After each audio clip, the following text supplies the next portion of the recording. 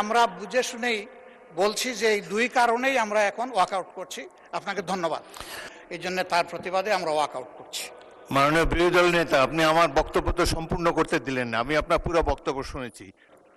গতকাল যখন দিবসের সর্বশেষ কর্মসূচি আলোচনা হয়, আলোচনার শেষ বক্তা ছিলেন মাননীয় আইনমন্ত্রী। তিনি তার বক্তব্যে আমাকে একটু হয়তো খেয়াল করেন নাই ভালো করে আমার কথাটা, আমার তাই মনে হয়েছে। ইন্টেনশনালি উনি বলেছেন এটা আমি মনে করি না। আমি যা বলেছি তিনি এর বাইরে গিয়ে একটু আমার সম্পর্কে বলে ফেলেছেন। গতকাল যে এজেন্ডাটা আমরা উত্থাপন করেছিলাম এটা ছিল মূলত গণভোট এবং গণভোটে সংস্কারের যে প্রস্তাব গিয়েছিল এর আলোকে যে পরিষদটা গঠন হওয়ার কথা সেই পরিষদের সভা আহ্বান সম্পর্কে, এটাই ছিল মূল নোটিশের বিষয়বস্তু। এক পর্যায়ে মাননীয় স্বরাষ্ট্রমন্ত্রী একটা প্রস্তাব এনেছেন। এই প্রস্তাবে আমার বক্তব্যে আমি রেসপন্স দিতে গিয়ে বলেছিলাম, যেহেতু আলোচনাটা হয়েছে সংস্কার পরিষদের উপর, যদি এইটাকে কেন্দ্র করে কোনো কমিটি, বিশেষ কমিটি গঠন হয় তাহলে আমরা ইতিবাচকভাবে সেটা ভেবে দেখব। এবং একই সাথে বলেছিলাম যে সেখানে সরকারি দল এবং বিরোধী দল থেকে সমান সংখ্যক সদস্য নিলে এটা অর্থবহ একটা কমিটি হিসাবে রূপ নেবে বলে আমরা বিশ্বাস করি।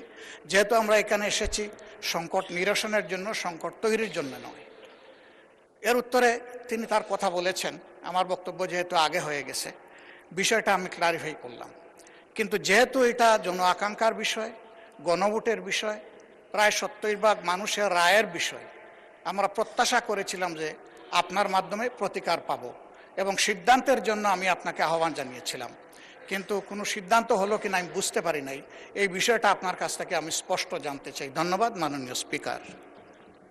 মাননীয় বিরোধী দলের নেতা, কালকের প্রস্তাবটি ছিল একটি মুলতবি প্রস্তাব। এটি আমার অনুপস্থিতিতে গৃহীত হয়েছিল। বাংলাদেশের 53 বছরের সংসদীয় ইতিহাসে মাত্র 3টি মুলতবি প্রস্তাব গৃহীত হয়েছে। একটি জনাব আনোয়ার হোসেন মঞ্জুর, অপরটি ছিল গ্রেনেড হামলা সম্পর্কিত, আর একটি ছিল নূর ইসলাম মনির কোস্টগার্ড সম্পর্কিত। বছর পর বছর চলে যায়, কোনো মুলতবি প্রস্তাব গৃহীত হয় না সংসদে। তারপরেও প্রাণবন্ত আলোচনার জন্যে ডেপুটি স্পিকারের সভাপতিত্বে মুলতবি প্রস্তাবটি গ্রহণ করা হয়েছিল। এই আপনি জানেন যে যেই সমস্যার সমাধান আইন প্রণয়নের মাধ্যমেই কেবল করা যায়, সেটি নিয়ে মুলতবি প্রস্তাব হতে পারে না। তারপরেও উদারভাবে বিরোধী দলকে কথা বলার সুযোগ দেবার জন্যে এটি গ্রহণ করা হয়েছে।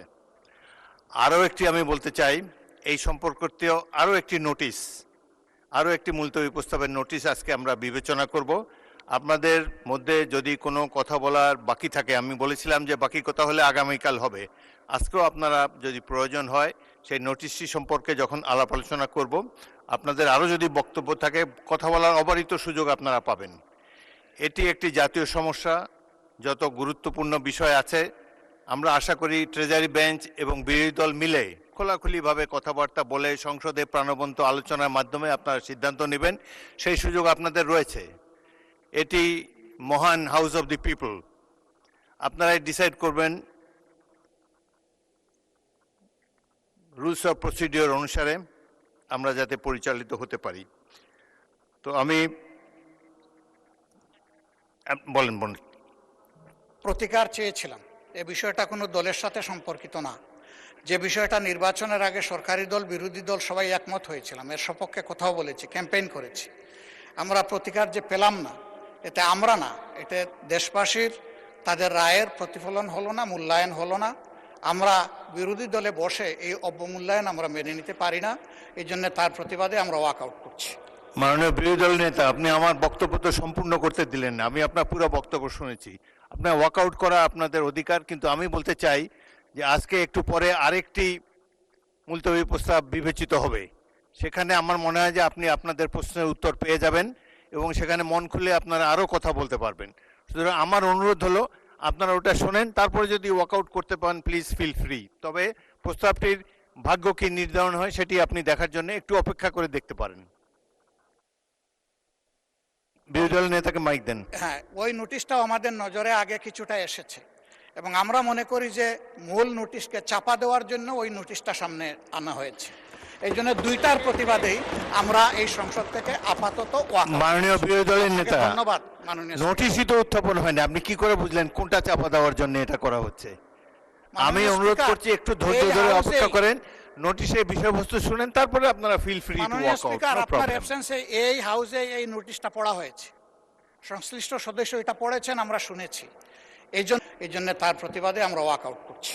মাননীয় বিরোধী দল নেতা, আপনি আমার বক্তব্য তো সম্পূর্ণ করতে দিলেন না, আমি আপনার পুরো বক্তব্য শুনেছি।